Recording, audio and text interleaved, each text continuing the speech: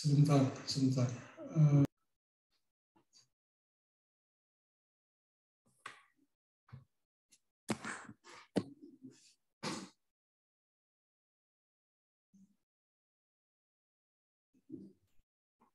Ya, jadi kemarin kita sempat bahas ya tentang istilahnya ruang Minkowski ya, mungkin saya review sebentar.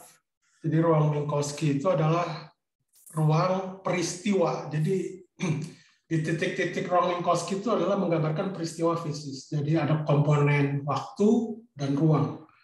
Jadi kalau namanya peristiwa itu ada kapan dengan di mana gitu ya. Seperti peristiwa kriminal, kapan dan di mana itu selalu. Jadi kalau di Newton itu memang tidak kompatibel secara fisik karena kita bicara cuma di mana saja, kapannya tidak. Gitu. Nah jadi memang untuk ruang Minkowski ini atau relativitas khusus ini dia lebih realistis selain lebih fisis gitu ya, karena berbicara tentang sebuah peristiwa. Gitu. Peristiwa itu harus lengkap kapan dan di mana. Nah jadi kemarin juga kita udah bahas bahwa dalam ruang Minkowski itu ada daerah-daerahnya gitu ya, ada daerah domain waktu, dominan waktu atau daerah nul, dan daerah dominasi ruang, dominan ruang. Kalau untuk dominan waktu itu yang disebut namanya daerah timeline atau seperti waktu, itu adalah partikel yang lebih kecil dari C, dan dia punya massa diam. Gitu. Jadi artinya bahwa dia punya massa diam, kita bisa mencari kerangka, melihat benda tersebut diam. Nah kalau di nul atau daerah seperti cahaya, itu kecepatannya itu V sama dengan C, itu kita tidak bisa melihat cahaya itu diam gitu ya. Jadi tidak ada kerangka yang bisa kita melihat kerangka itu diam. Nah, cuma memang ini sekali lagi saya katakan relativitas khusus ya. Tapi pada kenyataannya kan oleh seorang Lene Hou itu kita bisa menyetop cahaya gitu. Jadi seperti bertentangan kan eksperimen itu gitu dengan eksperimen. Kita pilih mana ya? Tentu pilih eksperimen. Karena eksperimen itu berdasarkan fakta gitu. Gitu.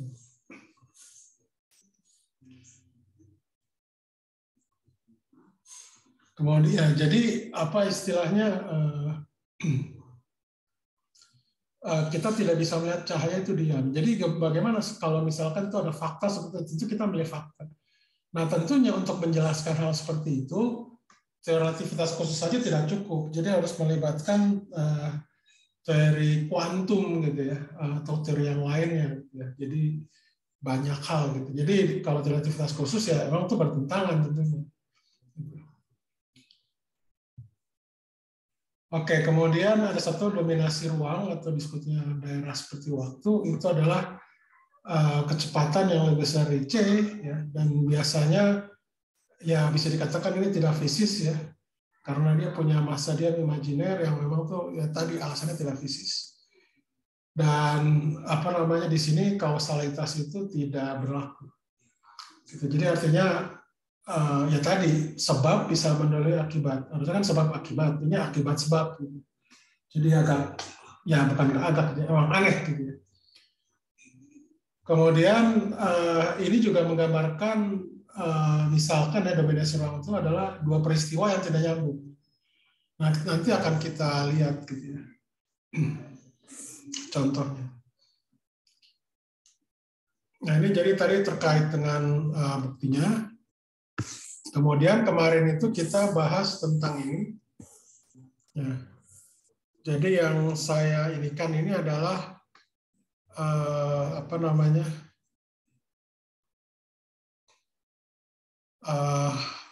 Gerak roket gitu ya. Jadi satu ke arah sumbu Y, satu lagi ke arah sumbu X.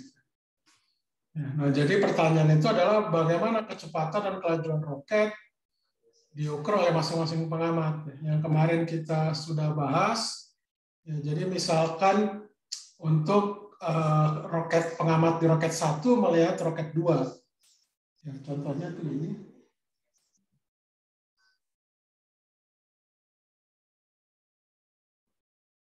Nah, jadi kalau seperti ini itu kan berarti apa namanya kerangka operan itu bergerak sepanjang sumbu X ya. dengan kecepatan kerangkanya 0,6 C gitu.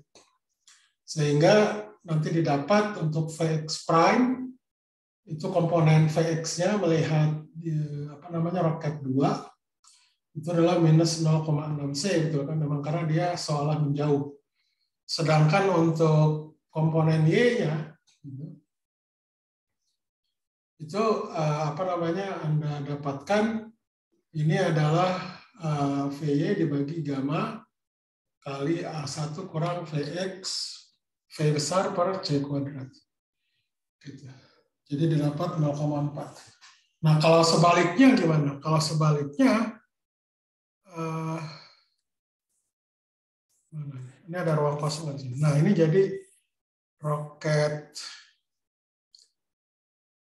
Ini kasusnya ini adalah sebentar. Jadi ini adalah kasus untuk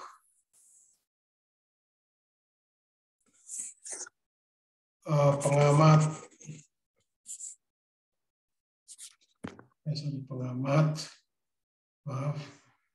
di roket 1 melihat roket 2 gitu ya. Nah, sekarang kalau misalkan sebaliknya gimana? Saya akan buat pakai yang baru aja ya. Biar supaya lebih mudah. Sebentar kok ini sebentar. Maaf.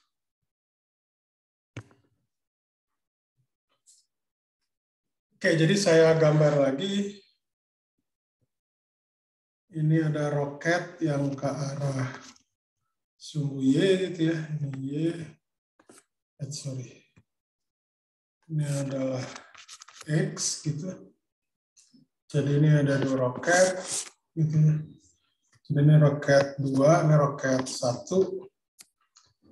Kalau yang tadi ini adalah Vx-nya sama dengan berapa tadi? Saya lupa.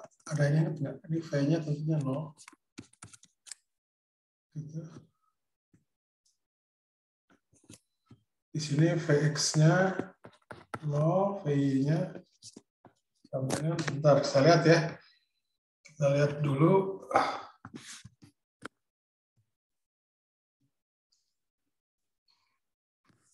Saya kelupaan.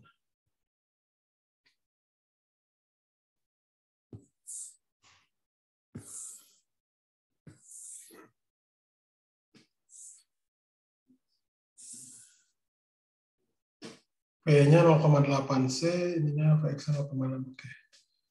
Tolong diingat ya, V-nya 0,8, Vx-nya 0,6.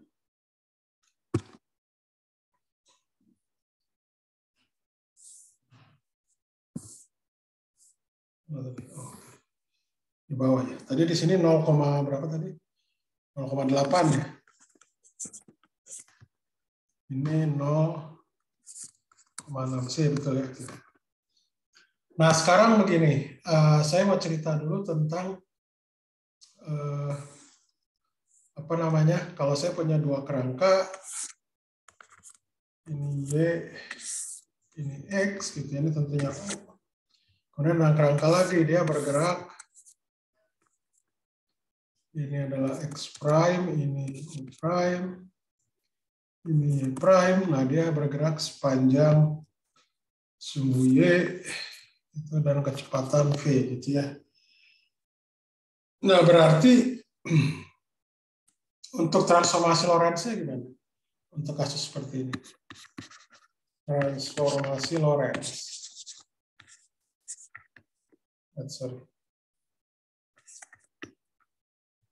Ya, ini tentunya kita ambil CT prime, ini X prime, ini Y prime, ini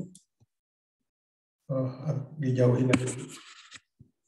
Ini adalah X prime, Y prime dengan Z prime. Nah, ini tentunya karena dia itu sepanjang sumbu Y, berarti X prime itu sama dengan X, Z prime sama dengan Z ya gitu. Kemudian kalau untuk Y prime-nya itu adalah berarti gamma kali Y dikurangi V per C kali CT gitu ya. Kemudian kalau yang ini adalah gamma kali CT dikurangi V per C X. Gitu. Sorry, maaf, Y, maaf.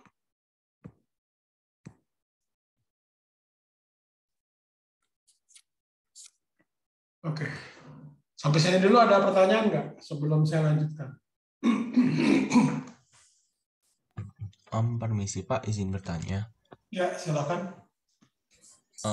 Sebenarnya apa ya Pak bedanya si ruang Minkowski? Kalau ruang Minkowski kan menghubungkan dia posisinya di mana dan waktunya kapan. Nah, Ya, sebenarnya bedanya sama yang biasanya kita pakai di kinematika, yang Newton. biasanya yang kalau biasanya ada kan misal kita ingin mencari hubungan posisi terhadap waktu terus kita sketch posisi sama waktu itu sebenarnya bedanya sama ruang Minkowski apa ya Pak? Oke, ya. Jadi kalau untuk di ini saya agak nggak apa-apa ya saya ini nanti kan saya jelaskan sedikit. Jadi kalau misalkan yang kita di ruang yang biasa, misalkan XY gitu ya, dengan di ruang sebentar dulu. Ini di ruang Minkowski ya, ini adalah misalkan X nih CT. Bedanya tuh apa? Jadi kalau di sini titik di sini itu menentukan posisi namanya. Misal titik A di sini partikel di titik A itu artinya posisi. Kalau di sini titik misalkan A itu adalah peristiwa namanya. Karena peristiwa itu kan ada waktu dengan ruangnya kan gitu. Bedanya gitu. Kemudian satu lagi, kalau di sini partikel itu bergerak, misalkan ya, ini kan berarti kita dapatkan apa? Katakanlah posisinya, aduh, sebentar.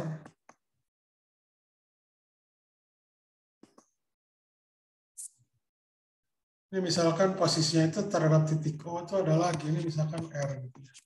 Nah, R di sini itu fungsi dari T. Bedanya T di sini itu adalah T sebagai parameter.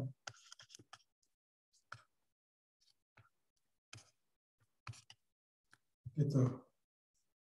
Sedangkan di sini peristiwanya secara umum, ya ini sebut aja misalkan apa ya? Saya ambil katakanlah untuk membedakan tuh biasanya di sini pakai tebal gitu lah ya. Misalkan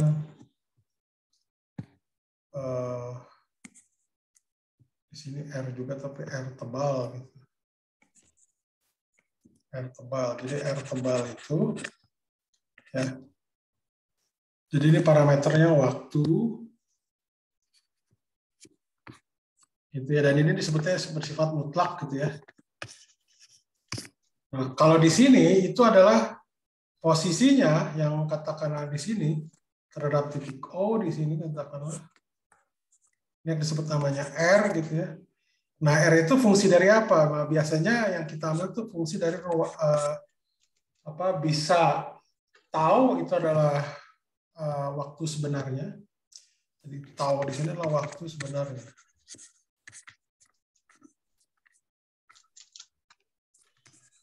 Jadi itu yang membedakan tuh itu. Dan ini sifatnya yang mutlak. Maksudnya mutlak tuh dia invarian terhadap transformasi Lorentz.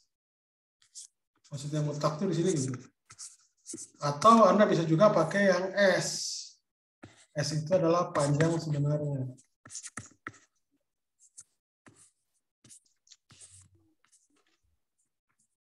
Gitu. Bedanya seperti itu. Ini mungkin akan kita bahas nanti di akhir-akhir ya terkait dengan apa, perbedaan ini. Ini mungkin pertanyaan Anda gimana? Cukup jelas nggak atau bagaimana? Kalau misalnya sama yang biasanya kita di kinematika yang kita ngeplot X terhadap T gitu Pak, itu bedanya sama yang min apa ya? Oh iya, jadi itu beda karena itu bukan istilah gini. Kalau oke, maksud Anda tuh yang grafik misalkan untuk gerak gitu ya, ini T gitu, ini X. X itu sebagai fungsi dari T, gitu ya. Um, Maksudnya gini. Iya. Perbedaannya itu apa? Kalau ini tuh istilahnya jadi sekali lagi bahwa T di sini kan parameter waktu. Oke, dan dia bersifat mutlak. Oke. Jadi kita menyatakan plot X sebagai fungsi dari T. Jadi istilahnya T itu kita sebut namanya ruang parameter lah. Nah, di sini di ruang parameter ini X terhadap T itu tidak ada yang disebut namanya ukuran. Ukuran itu maksudnya panjang. Panjang. Perbedaannya itu di situ. Kalau yang di sini itu kita berbicaranya itu tentang ruang peristiwa, dan di sini ada ukurannya, yaitu tadi yang selang peristiwa itu. Paham nggak yang saya maksud? Jadi kalau di sini ada delta S kuadrat, gitu. Di sini ada delta R kuadrat. Kalau di sini itu nggak ada yang seperti ini. Delta R kuadrat dengan delta S kuadrat. Kalau di X sebagai fungsi dari T yang Anda kerja ini kan, apa istilahnya itu gambar grafik kan, grafik gerak benda gitu ya. Perbedaannya itu. Perbedaannya itu. Ya, ini pertanyaan yang bagus juga ya, betul. Jadi bedanya antara ruang Minkowski dengan ruang parameter, kita nyebutnya menyatakan X sebagai fungsi parameter, itu bedanya bahwa dia tidak ada yang namanya ukuran. Ukuran itu adalah seperti di ruang Euclid yang sebelah kiri ini ada delta R kuadrat, itu ukuran. Sedangkan yang di sebelah kanan ruang Minkowski itu ukuran itu adalah delta S kuadrat yang disebut namanya selang peristiwa. Begitu.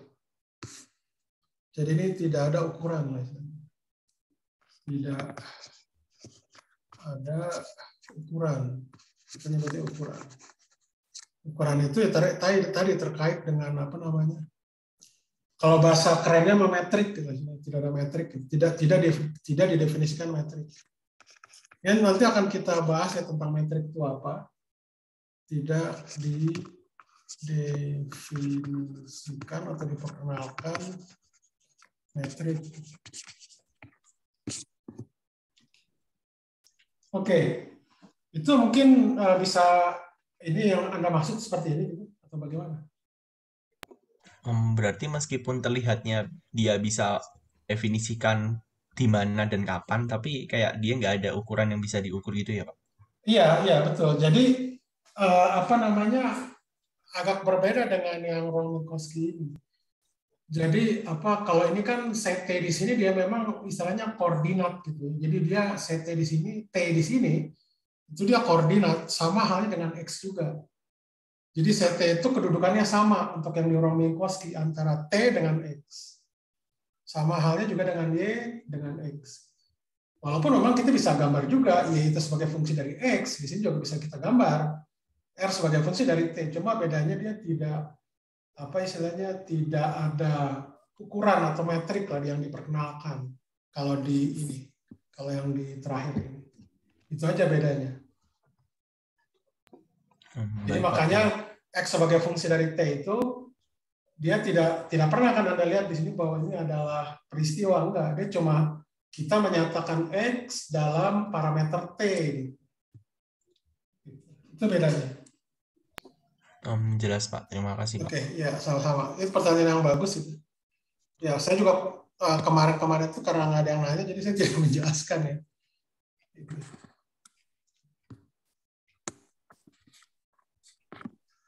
Oke, ada lagi yang lain?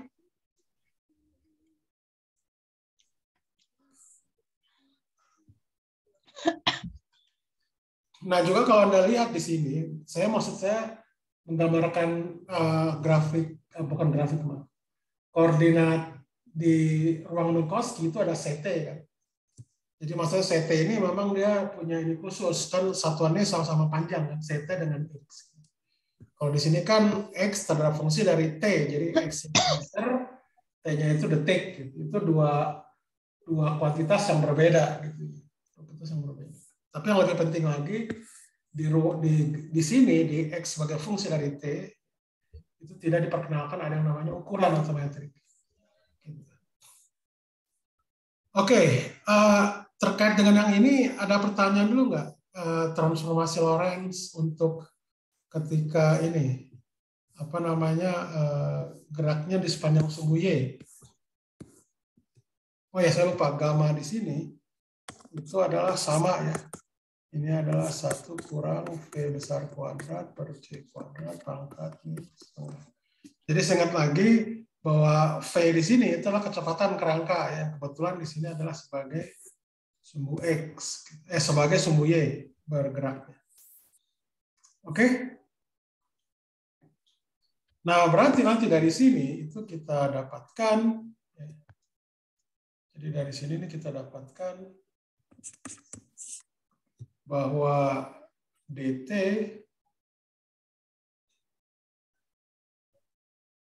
sebentar nih saya semuanya nanti berakibat C dt prime sama dengan gamma C dt kurang V per C di, kemudian dx prime itu sama dengan dx, dy prime itu adalah gamma dy dikurangi V per C C dt gitu ya. Kemudian dz prime itu sama dengan dz. Oke. Sehingga nanti kalau saya rumuskan, ada di sini misalkan Vx, Vy, Vz, maka di sini nanti dari Vx prime-nya itu akan sama dengan dx prime per dt prime. Ini tabel lain adalah Vx per gamma 1 kurang Vy V besar per C kuadrat. Gitu. Oke. Kemudian untuk yang Vy-nya itu akan menjadi Vy prime. Ini adalah Vy prime dibagi V prime. Ini adalah Vy dikurangi V besar dibagi 1 kurang Vy V besar per C kuadrat. Kemudian Vz itu juga menjadi Vz prime. Ini adalah Vz prime dibagi dt prime sama dengan ini yang Vz dibagi gamma 1 kurang Vy V besar C kuadrat. Oke. Oke, sampai sini dulu ada pertanyaan nggak? Sebelum saya lanjutkan, ada pertanyaan?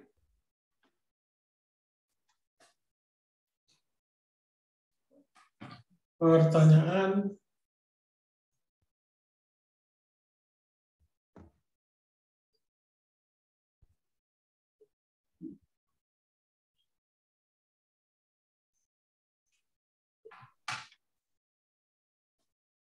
Halo, ada pertanyaan nggak? Atau cukup jelas? Pertanyaan? Sementara belum ada, Pak. Yang lain bagaimana? Cukup jelas? Cukup jelas, Pak. Cukup jelas, Pak. Good. Oke. Terima kasih. Nah, jadi nanti ketika tadi ya, jadi si apa namanya 2 melihat 1 ya. 2 melihat 1 ya berarti tinggal tadi di sini itu berarti yang V besarnya itu adalah Vy ya. Jadi yang tentunya untuk kasus kita, jadi di sini tentunya ini Vz sama dengan 0.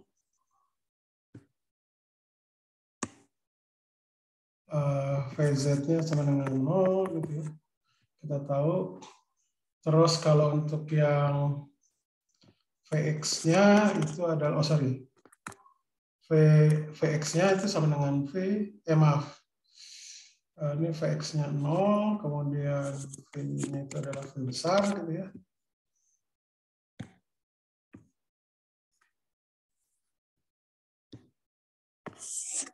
Itu nah, sekarang apa namanya? Berarti kalau untuk Vx prime itu adalah Vx dibagi gamma 1 kurang Vy. Sebentar. Maaf.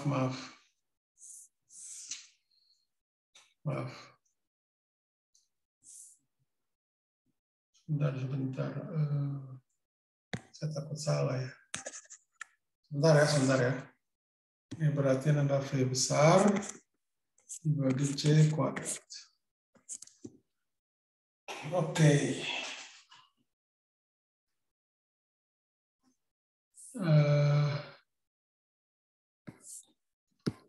Sebentar.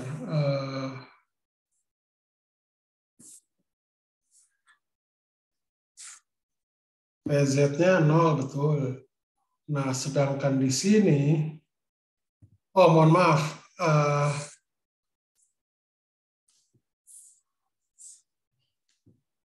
saya kelupaan. Jadi, maaf, kalau yang di sini itu berarti Vx-nya 0,6. 0,6 C,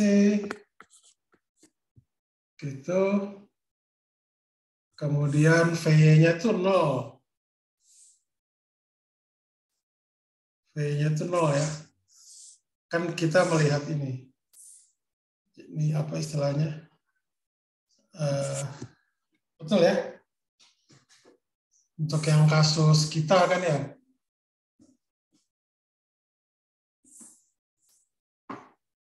Sebentar. Ini saya takutnya terbalik. Di sini berarti V-nya itu sama dengan V besar. Kalau untuk yang kedua. Terus saya tulis gini aja deh. Saya takut apa namanya, ketuker ya. Jadi saya tulis ini adalah V2X, ini V2Y gitu ya. Ini adalah V1X, di sini oleh V1Y gitu ya. Kayak gini kelihatan betul. Jadi khawatir ketukar. Oke.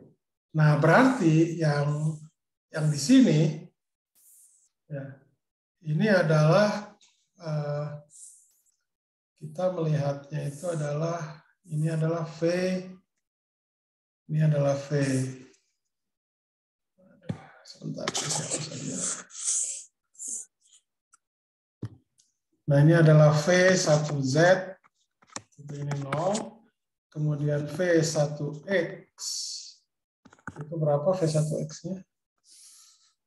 0,6 C. Sedangkan V1Y-nya itu adalah 0. Ya. Oke, nah berarti kalau seperti ini adalah, berarti kan yang dilihat oleh pengamat kedua, kan ini adalah berarti V1X dibagi gamma 1 kurang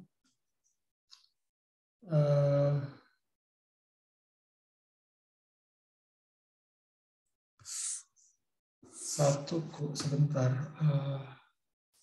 Kok saya jadi agak bingung ya di sini. Sebentar ya. Saya lihat dulu yang ini. Sebentar. Saya takut ketukar. Sebentar, saya stop dulu.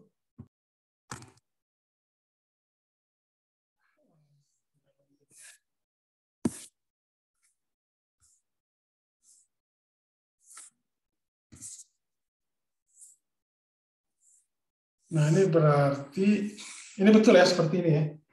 Ini berarti ini adalah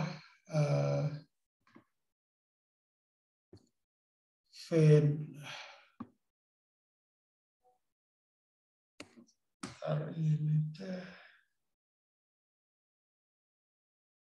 V2Y-nya, oke, ini berarti V.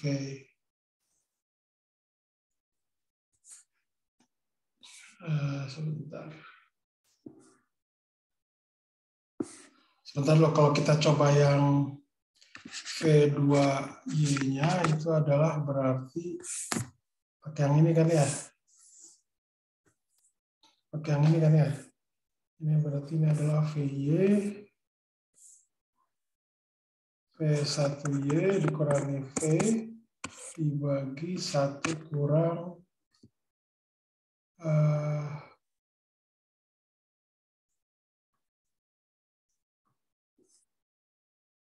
sebentar, kok jadi saya agak bingung.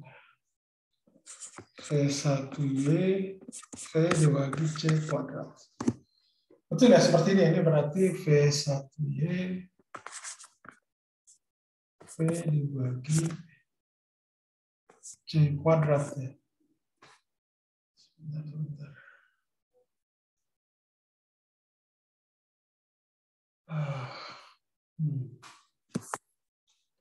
Sebentar, kok saya jadi malah bingung ya. Sebentar.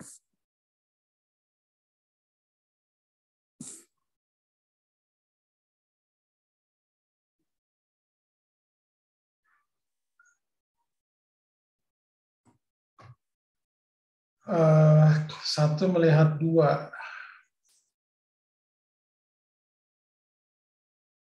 Ya, sepertinya betul ya. Betul ya, seperti ini. Kalau saya ini kan.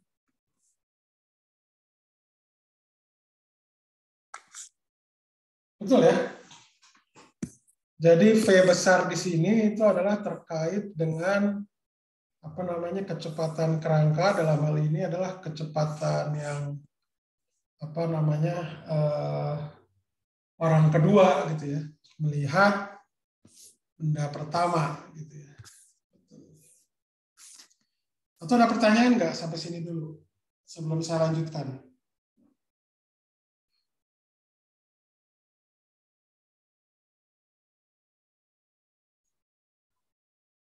Ada pertanyaan nggak?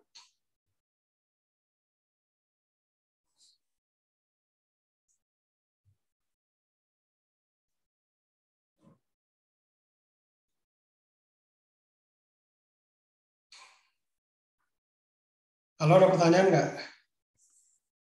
Belum ada, Pak. Oke, sampai sini juga cukup jelas nggak? Oke, betul ya. Jadi rumus ini udah betul. Ya, jadi dalam hal ini V1Y itu adalah 0 ya. V1Y itu adalah 0. Sehingga ini nanti akan sama dengan, nggak bisa kenapa ya.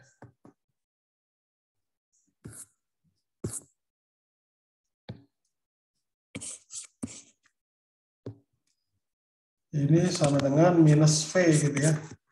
Karena V1-nya sama dengan 0. Sini Anda lihat. Nah, jadi kalau yang di sini itu sama dengan V1X dibagi gamma. Alias sama dengan V1 kali 1 kurang V kuadrat V1X, maaf. V kuadrat per C kuadrat pangkat setengah. Oke, ini adalah kecepatan yang dilihat oleh pengamat 2. Jadi pengamat roket 1 dilihat oleh pengamat 2.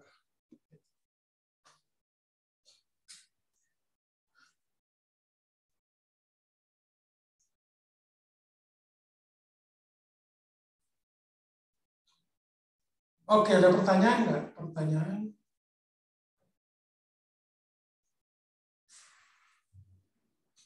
Jadi ini adalah kecepatannya ya, kalau kelajuannya. Maaf, ini saya pakai prime ya. Jadi kalau kelajuannya V21 prime ya, itu tadi ada akar dari V2X prime kuadrat tambah V prime 2Y kuadrat. Oke, cukup jelas? Ada pertanyaan?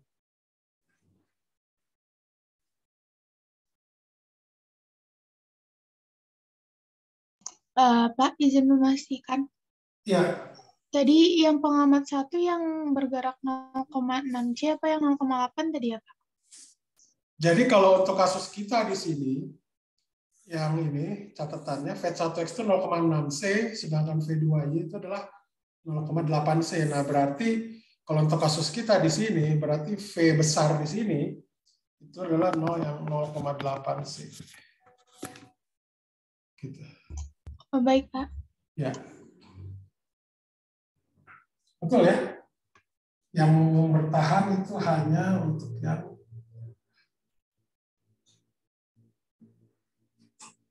jadi kalau kita bandingkan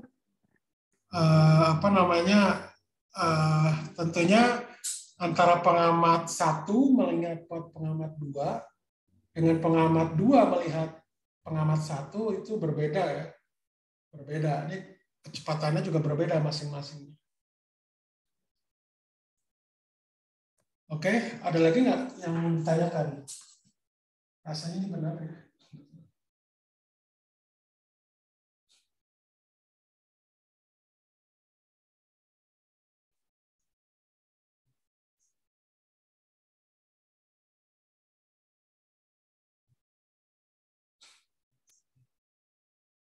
Ada lagi yang lain? Ya, ini kayaknya yang benar seperti ini. Jadi kalau kita lihat sebenarnya kalau dibandingkan dengan hasil yang tadi,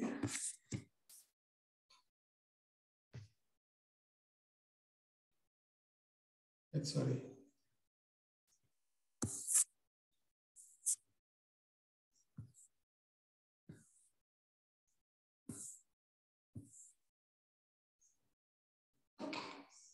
Oke, betul ya. Jadi seperti dalam tanda kutip seperti tertukar gitu ya. Betul. Ya. Oke, cukup jelas ya, itu nanti akan ini. Nah, sekarang satu hal lagi juga yang menjadi permasalahan itu ya implikasi ya dari prinsip relativitas itu adalah terkait dengan kesimultanan. Kesimultanannya itu artinya begini. Jadi dua peristiwa itu di satu sisi pengamat, misalkan seperti ini, pengamat diam itu melihat bahwa peristiwa ini terjadi secara bersamaan. Tetapi pengamat yang lain itu tidak. Ya. Jadi contohnya ini seperti ini. Ini dari buku Crane, bisa Anda lihat di sana. Ya. Jadi si O ini itu mengukur sebuah peristiwa peristiwa cahaya ya yang terpancar dari dari sumber cahaya S di sini. Ini maksudnya kok ada tanda-tanda gini?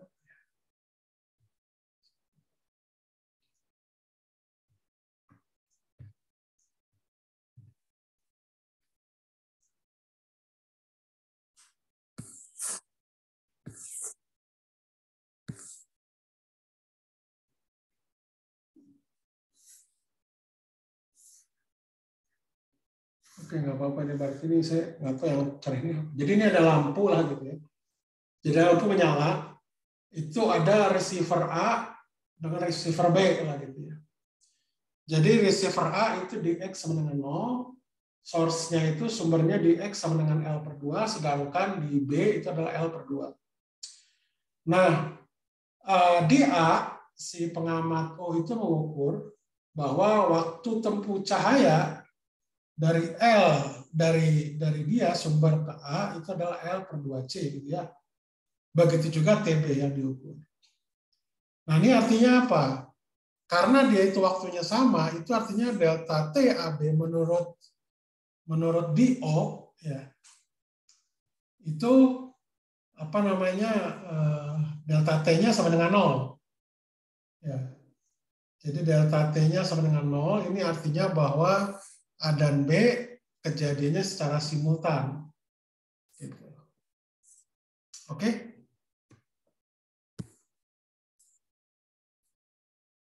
Sampai sini ada pertanyaan nggak? Cukup jelas ya? Nah sekarang, ini kalau kita lihat. Kalau kita hitung delta S kuadrat dari peristiwa A ke B, ini menurut orang yang diam. Ya, ini adalah berarti kan adalah C kali delta T kuadrat AB ya, dikurangi delta X AB. Delta X AB itu berapa? Delta X AB itu tidak lain adalah L kan? Delta X AB. Jadi jarak dari A ke B itu pasti L kan? Ini kalau Anda hitung di sini ada C kuadrat. Karena delta T-nya sama dengan 0, berarti kan yang ada adalah minus di kuadrat. Minus L kuadrat kan. Jadi ini lebih kecil dari 0.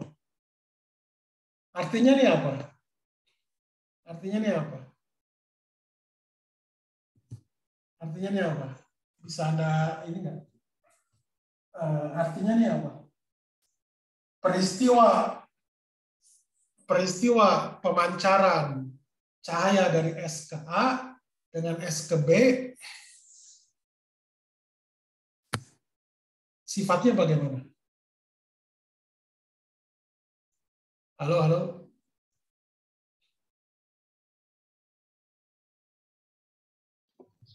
Bersamaan gitu Pak, jadi simultan. Ya, kalau bersamaan simultan itu kan berarti delta T-nya sama dengan 0, ini betul.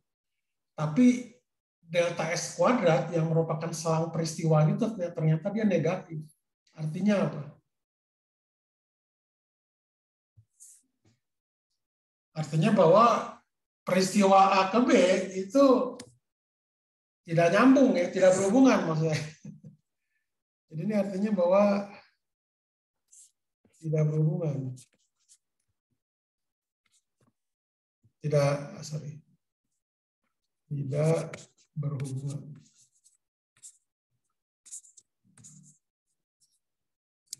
Atau tidak terkait satu dengan yang lainnya. Istilahnya jaka sembung lah, nggak nyambung gitu. Paham nggak Mas saya? Jadi artinya apakah ketika cahaya itu tidak nyampe ke B, apakah juga dijamin bahwa ketika satu peristiwa tidak terjadi, maka peristiwa dari S ke A juga tidak terjadi, kan tidak. Masing-masing ini dua peristiwa pemancaran S ke A dengan S ke B, itu kan dia masing-masing, jadi saling bebas maksudnya, jadi tidak berhubungan. Jadi ada artinya bahwa di sini tuh tidak ada kausalitas di sini. Jadi maksud tidak terjadi kausalitas itu artinya gini, peristiwa S ke B itu tidak menyebabkan peristiwa S ke A itu terjadi atau sebaliknya. Paham ya? Paham nggak di sini maksudnya? Paham Pak.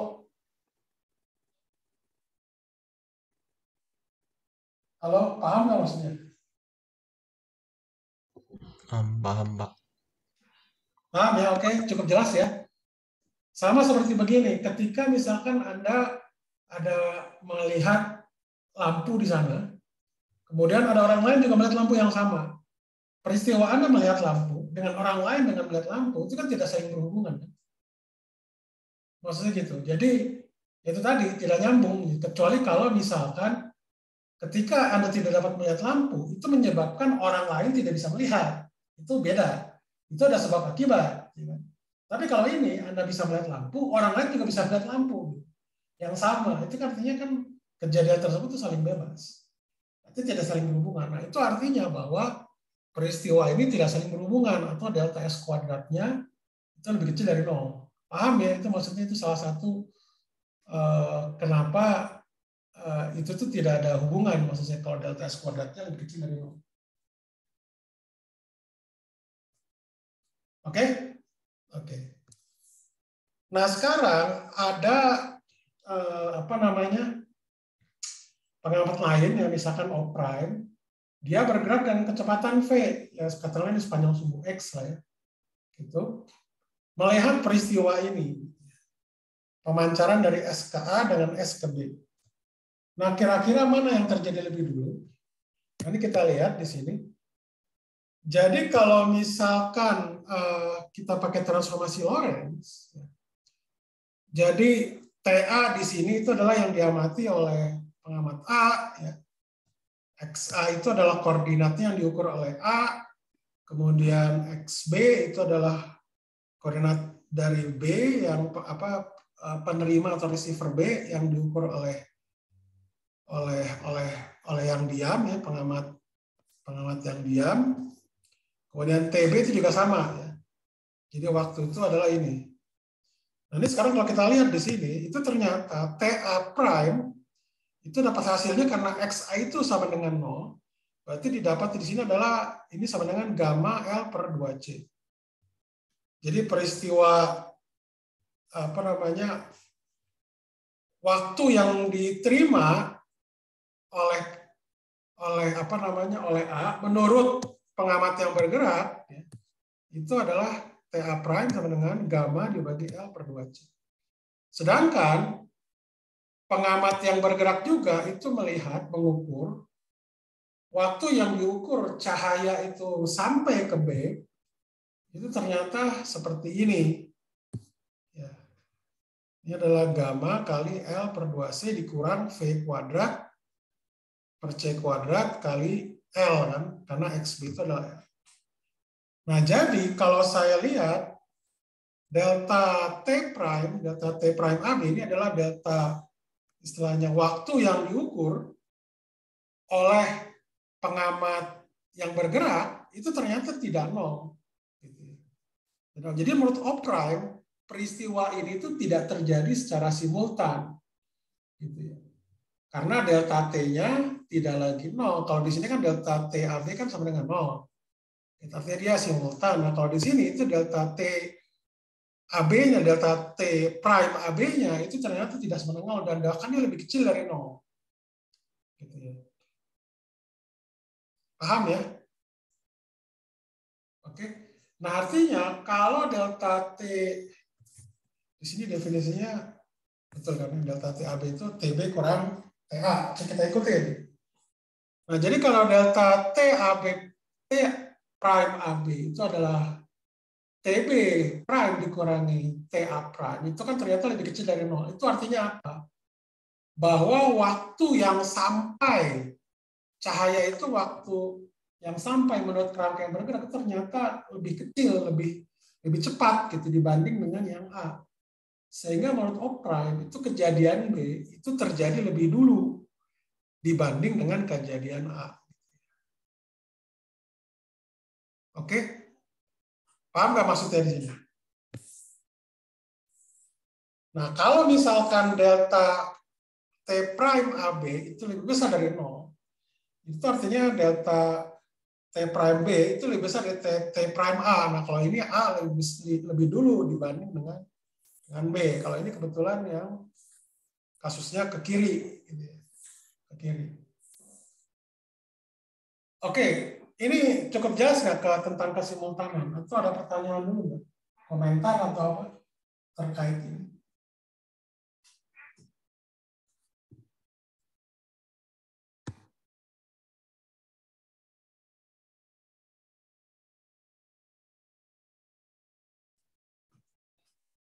Oke, ada pertanyaan nggak? Pertanyaan.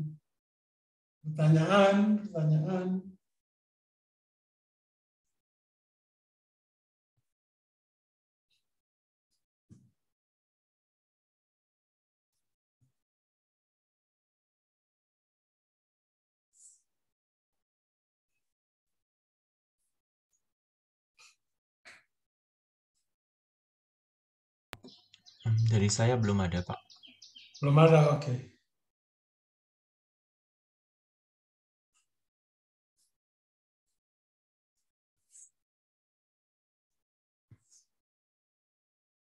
Oke, nah,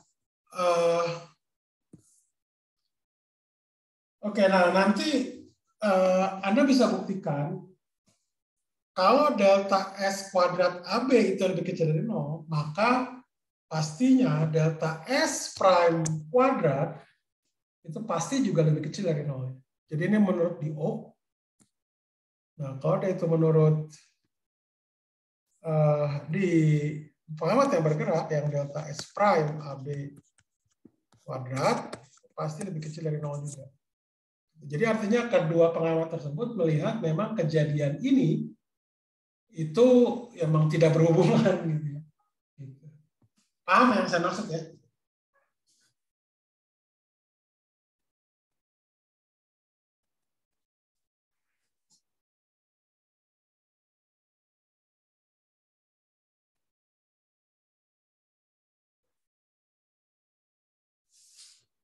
Oke, ada pertanyaan nggak? Pertanyaan.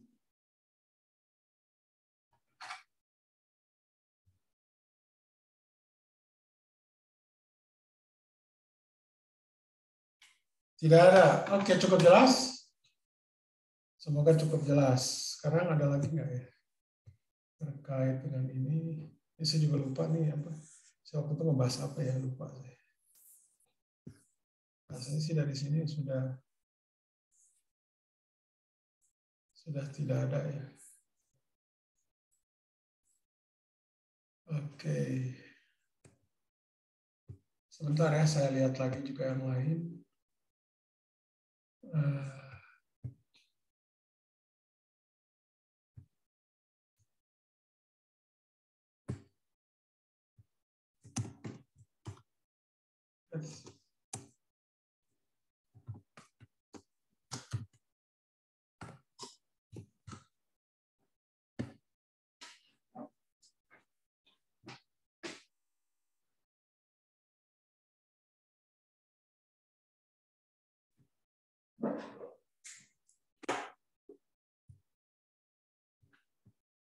Sebentar. Oke, nggak ada komentar. Kita lanjutkan. Sebentar ya, saya lagi nyari bahannya dulu.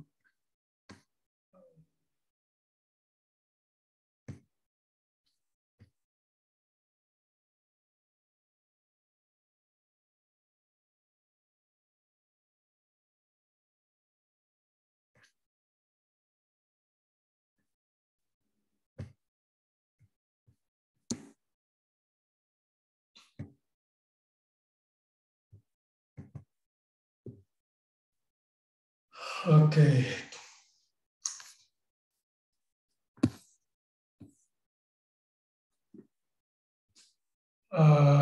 Sebentar.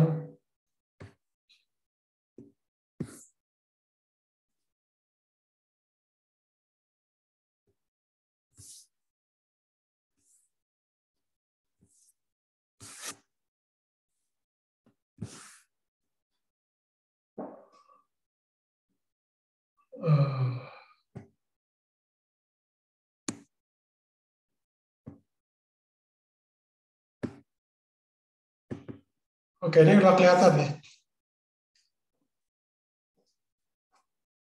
Halo? Sudah kelihatan? Ya, Pak. Udah, Pak. Oke, ini tadi yang tadi kita bahas ya. Terkait dengan ini sebenarnya agak lebih detailnya. Gitu ya. Jadi memang kalau untuk cahaya, ya, delta SOA kuadrat dengan delta SOB kuadrat, itu pasti sama dengan 0 gitu ya. Karena dia cahaya gitu ya. Jadi ini gambarannya kalau XA sama dengan 0, TA sama dengan L per 2C, ini adalah koordinat di ruang Minkowski ya, X sama 0, L per 2C yang terdeteksi foton oleh A. Sedangkan ini adalah koordinat sumber cahaya ya, di X0-nya sama dengan L per 2, TO-nya itu adalah 0 detik. Kemudian di sini XB-nya itu adalah L-nya, sedangkan TB di sini adalah L per 2C. Nah, ini masing-masing kalau Anda lihat di sini, delta S kuadrat OA, delta S OA kuadrat dengan delta S OB kuadrat, itu akan sama dengan 0. Kenapa? Karena keduanya ini adalah cahaya. Gitu. Tapi peristiwa delta S kuadrat AB itu lebih kecil dari 0. Karena dua peristiwa ini tidak saling berhubungan. Gitu ya. Nah, kayak seperti ini. Kurang lebih. Oke, nah sekarang kita lanjutkan di sini tentang efek Doppler relativistik. Gitu.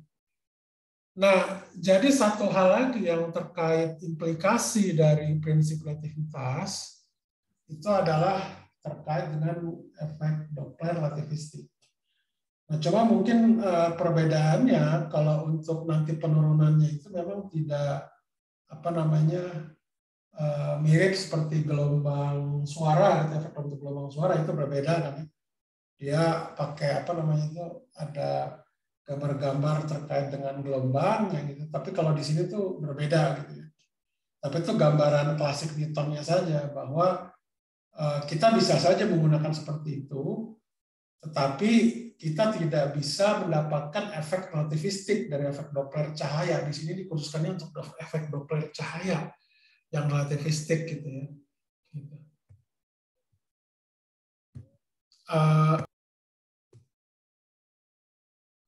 Kedengaran, Pak. Oke, bentar. Sekarang bentar. Jadi efek Doppler relativistik ini maksudnya adalah efek Doppler untuk cahaya ya. Jadi bukan untuk suara gitu ya. Jadi penurunannya itu berbeda dengan yang efek Doppler untuk suara ya, karena itu kita tidak mengenal efek Doppler suara yang relativistik gitu ya.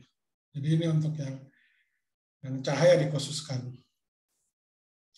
Oke, ini jadi kalau misalkan saya ada dua buah kerangka ya, baik O dengan O prime, sama kita biasanya mengambil O prime ini bergerak sepanjang sumbu X gitu ya, dengan kecepatan V misalnya.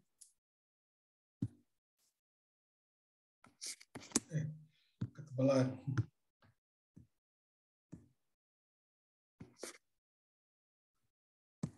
Ketebalan juga ya. Misalkan dia bergerak dengan kecepatan V gitu. Nah, jadi si O prime ini dia memancarkan cahaya gitu ya, dengan sudut theta prime. Ini theta prime ini adalah sudut cahaya yang diukur oleh O prime. Nah, sama halnya juga yang kemarin kita bahas terkait dengan sudut abrasi. Jadi ini adalah sudut abrasi cahaya yang kita sebut. Jadi theta di sini atau theta prime itu kita nyebutnya itu adalah sudut abrasi cahaya. Nah, jadi kalau misalkan cahaya itu kita dipancarkan oleh pengamat O prime dan dia membentuk sudut theta prime, jadi si gelombang planar ini itu di O itu ya itu kita melihat Y sama dengan Y0 sin KR dot R sin K dot R kurangi omega T. KR K dot R itu maksudnya adalah K cos theta kali K sin theta. Gitu ya. Sebentar, ini tuh maksudnya, mohon maaf, ini kayaknya ada yang kurang ya, sebentar ya. Ada yang kurang ya, sebentar.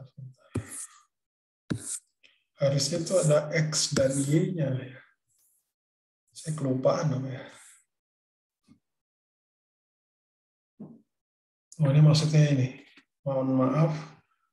Ini saya kasih dalam kurung kali R gitu ya. Kali R, di mana R di sini itu adalah akar dari X kuadrat ke Y.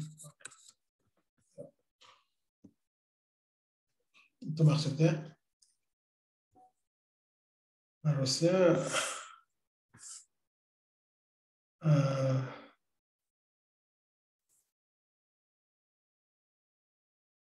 sebentar. Sorry, mohon maaf, saya ada kesalahan.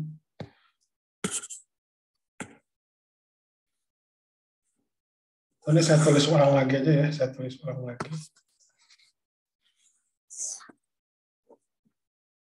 Jadi ini maksudnya itu adalah aduh, tebel banget. Ini adalah maksudnya adalah KX. KXX tambah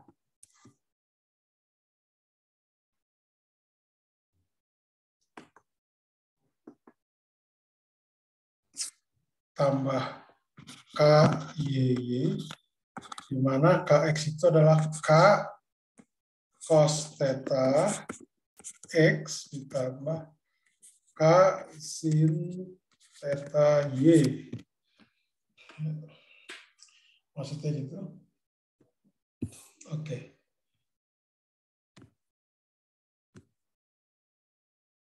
Oke, jadi K dot R itu adalah K cos theta X tambah K sin theta Y.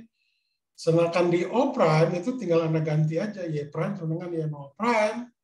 Itu sin K prime dot R prime dikurangi omega prime kali T prime. Oke. Nah, seperti biasa, ya, kita masukkan yang T prime dengan X prime-nya seperti ini, dan Y prime-nya sama dengan Y, Z prime-nya sama dengan Z. Tapi tentunya, Anda ambil, Z-nya itu sama dengan 0, karena kita cuma mengenal yang X dengan Y saja, gitu ya.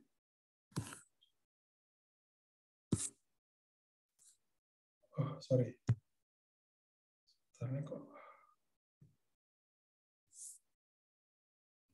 Oke, nah sekarang diketahui bahwa dalam relativitas itu ternyata fasa itu dia merupakan besaran yang invarian dibanding dengan transformasi Lorentz. Nanti mungkin kita bisa nanti jawab setelah beberapa minggu kemudian, tapi ini Anda terima dulu faktanya bahwa fasa itu adalah invarian terhadap transformasi Lorentz. Jadi seperti ini. Jadi kalau K prime itu adalah jadi tentunya K di sini itu adalah sama dengan 2pi per lambda. Jadi kalau misalkan K prime dot R prime itu artinya berarti semuanya prime ya. K prime, cos theta prime, X prime, ditambah K prime sin theta prime kali E prime.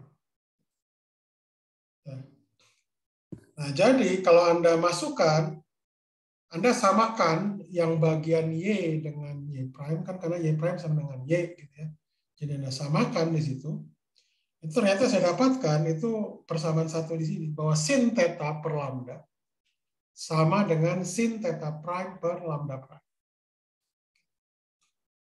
Oke, dan jadi Anda bisa pakai hubungan ini, C sama dengan lambda kali F, sama dengan lambda prime kali F prime. Kemudian, untuk yang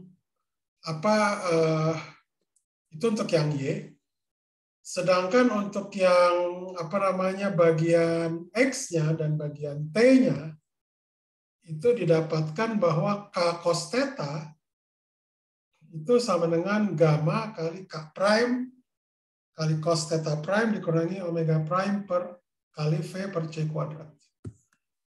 Jadi kalau ini Anda bagi, ya, jadi ini adalah tangan theta gitu ya. Tangan theta itu sama dengan K prime sin theta prime dibagi gamma kali K prime cos theta prime dikurangi omega prime di V per C kuadrat.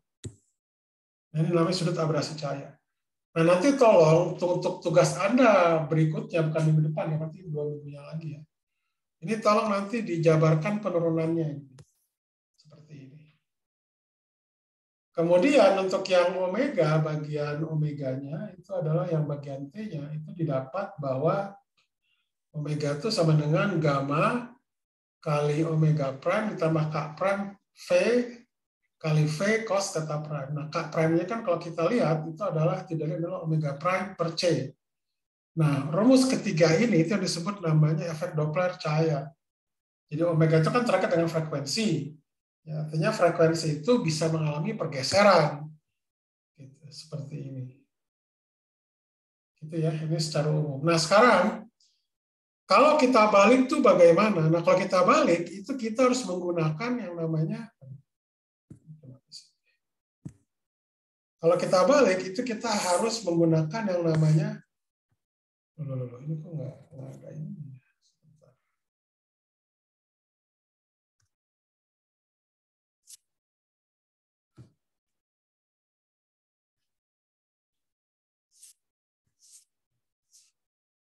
Oke. Nah, kalau kita balik, jadi gini, bagaimana membalik yang sebelah kirinya kan bukan prime, yang sebelah kanannya prime. Nah, nanti kalau Anda otak-atik, ya, dipakai 3 persamaan ini, itu Anda akan dapat yang trivial, yang 0 sama dengan 0. Jadi kita nggak bisa pakai cara seperti itu. Nah, caranya adalah kita balik transformasinya. Transformasi itu kita balik pakai transformasi inverse dari transformasi Lorentz. Gitu. Sehingga nanti didapatkan yang tadinya sebelah kiri tidak prime, nah nanti yang sebelah kirinya jadi prime semua. Gitu. Nah, jadi didapatkan K prime cos theta prime itu sama dengan gamma kali K cos theta ditambah omega kali V per C kuadrat. Jadi kalau semuanya yang sebelah kiri prime, ini nanti Anda tinggal bagi ya, bahwa tangan theta prime itu sama dengan K kali sin theta dibagi gamma kali K cos theta tambah omega V per C kuadrat. Oke? Nah, yang ketiga di sini itu adalah efek Doppler cahaya. Ya. Yang omega prime sama dengan omega kali gamma 1 kurang V per C cos theta. Itu yang dikatakan efek Doppler cahaya sama seperti itu.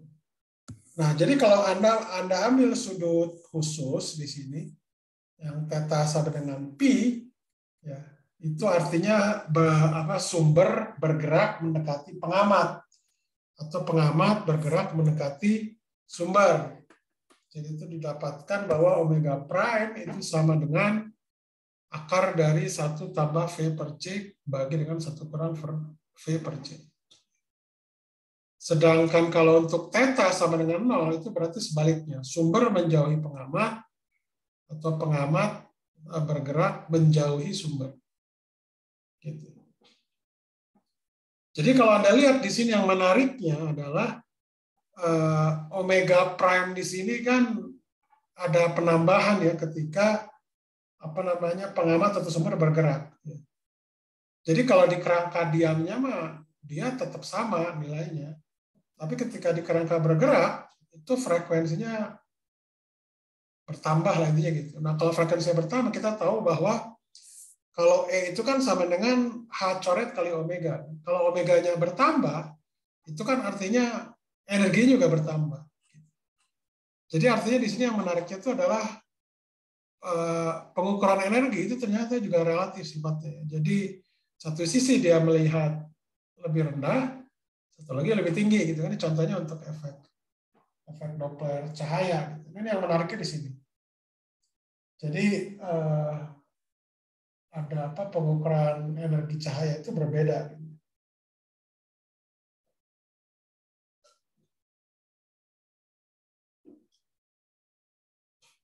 Oke, ada pertanyaan nggak sejauh ini? Izin memastikan, Pak. Ya.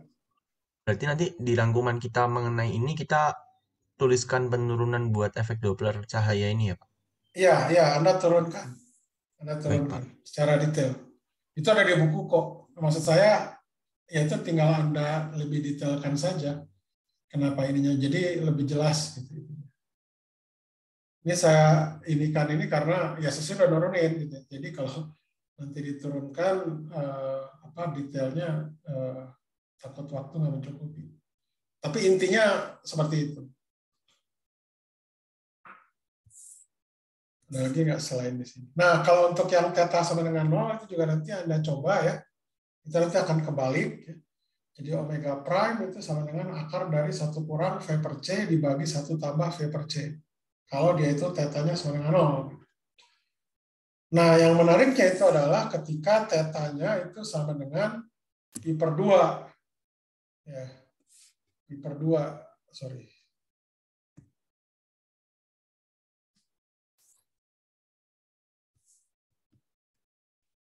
Jadi theta, sebentar di sini ini kan nggak ya? Yang theta sama dengan 0, sebentar ya. Saya khawatir. Oh tidak ya, belum ya. Oke, ini saya tuliskan saja di sini ya. Jadi untuk theta sama dengan 0, itu artinya sumber bergerak menjauhi pengamat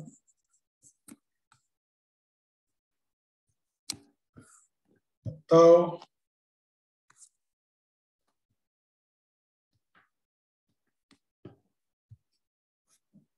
pengamat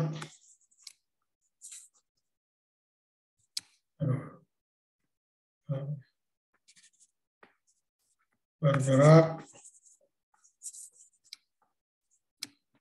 menjauhi sumber. Nanti ini yang Anda dapatkan di sininya, omega prime-nya itu adalah sama dengan akar dari 1 kurangi V per C dibagi 1 tambah V per C. Gitu.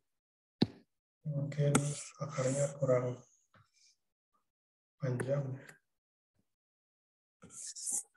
Gitu. Oke, jadi memang frekuensinya dia akan makin lemah dia. Tentunya V di sini lebih kecil dari C ya, pengamatnya. Jadi V-nya di sini lebih kecil dari C.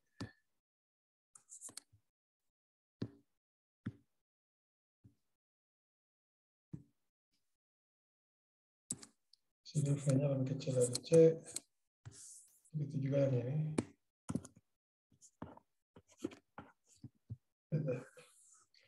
Nah, kemudian ada lagi peristiwa ketika tetanya itu sama dengan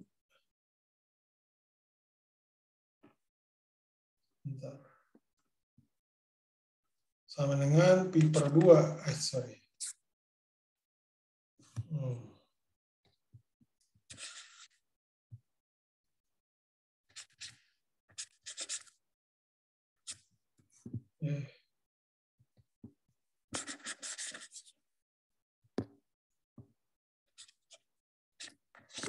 Pi per 2. Jadi apa namanya, sumber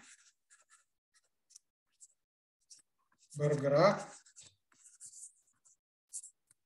tegak lurus terhadap pengamat atau pengamat bergerak tegak lurus terhadap sumber.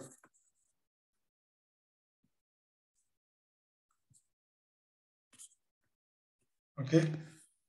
Nah, jadi kalau seperti ini, tetanya sama dengan pi per 2, tinggal Anda masukkan yang ke rumus ini aja. Ke rumus yang ini. Ya, kalau pi per 2 itu kan berarti apa? Cos tetanya kan sama dengan 0 ya. Berarti omeganya itu sama dengan,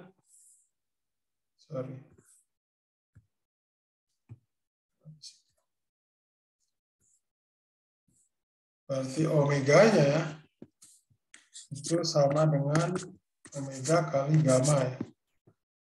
Nah, ini yang disebut namanya efek Doppler transversal.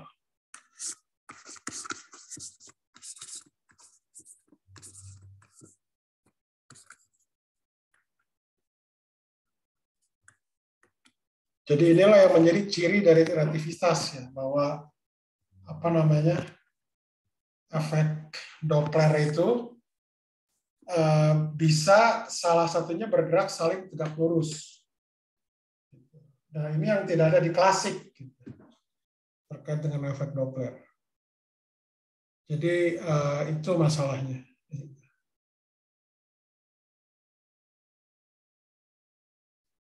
Oke. Kemudian ini yang terakhir gitu ya. Nah, ini terkait dengan masalah transformasi Lorentz di sini. Ya. Jadi memang kalau kita lihat itu ada korespondensi gitu ya.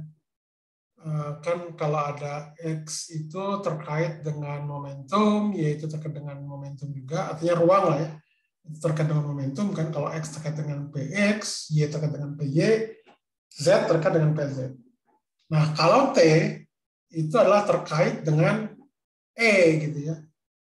Jadi kalau Anda lihat di sini, translasi waktu itu terkait dengan energi. Nah, itu di mekanika kuantum. Kalau translasi ruang itu terkait dengan momentum. Nah, jadi kalau Anda lihat ketidaksamaan Heisenberg yang delta P kali delta X lebih besar atau sama dengan H coret per 2, itu kalau untuk yang non-relativistik itu oke. Tapi kalau yang delta T kali delta E lebih besar atau sama dengan H coret per 2 untuk non-relativistik itu kurang tepat ya. Kenapa? Karena delta T di situ dianggap sebagai parameter, bukan variabel dinamik. Gitu. Nah, jadi makanya dengan relativitas ini itu dia lebih lengkap gitu ya, jadi lebih pas gitu ya. Karena delta T itu juga dianggap sebagai variabel dinamik karena dia koordinat. Maka sebenarnya ketidakpasan Heisenberg itu yang secara lengkapnya itu sebenarnya secara ya implisit kalian mengatakan bahwa memang harus relativistik, gitu. Tidak bisa non-relativistik. Jadi ada korespondensi betul. Jadi kalau saya lihat di sini bahwa variabel dinamik ini itu CT, X, Y, Z ya itu adalah vektor peristiwa di ruang waktu, sedangkan E per C itu adalah E per C, PX, PY, PZ itu adalah ruang vektor momentum 4 kita nyebutnya di ruang waktu juga. Nah kebetulan untuk kasus ini nanti akan kita inikan itu ternyata yang lebih cocoknya bentuknya nanti akan kita pilih bentuk tertentu sehingga dia dapat bertransformasi Lorentz. Intinya gitu. Nanti mungkin akan kita bahas minggu depan. Ada pertanyaan nggak sejauh ini? Ini sebelum saya tutup, ada pertanyaan nggak? Pertanyaan? Belum ada, Pak. Belum ada. Oke, jadi kalau